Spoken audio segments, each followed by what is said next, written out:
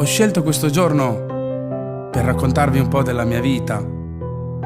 Tutto ebbe inizio l'11 febbraio 2013, quando nacque la mia bellissima Crystal. Sì, ero l'uomo più felice del mondo. Però chi se lo sarebbe mai aspettato che 2 anni più tardi, il 30 luglio 2015, nascesse la parte mancante del mio cuore, la piccola Tiffany. Sto cercando le parole, ci penso che ogni sbatto forte cuore. Siete tutto quel che ho, giuro vi proteggerò.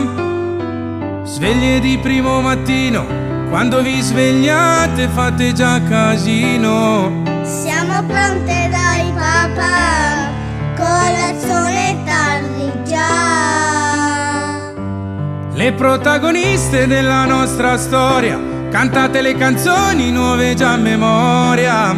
Crystal cresce sempre più, Tiffany non la fermo più. Una mi dice cosa devo fare, l'altra si spoglia pure quando piove. Ma il più bello arriverà, quando con me si arrabbierà e mi dirà: io non ti amo, sei cattivo.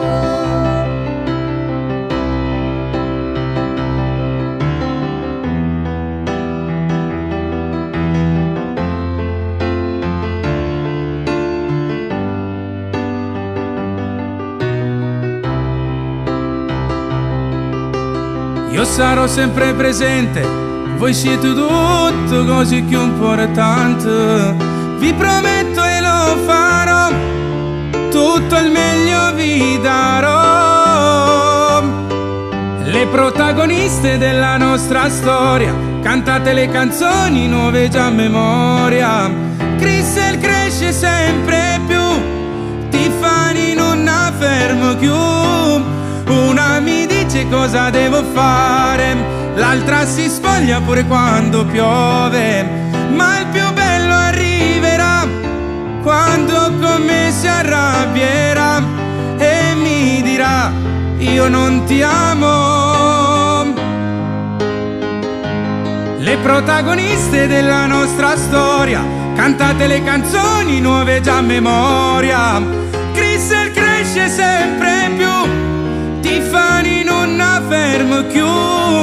Una mi dice cosa devo fare, l'altra si spoglia pure quando piove. Ma il più bello arriverà, quando con me si arrabbierà e mi dirà: io non ti amo, sei cattivo. Volete sapere una cosa, amori miei?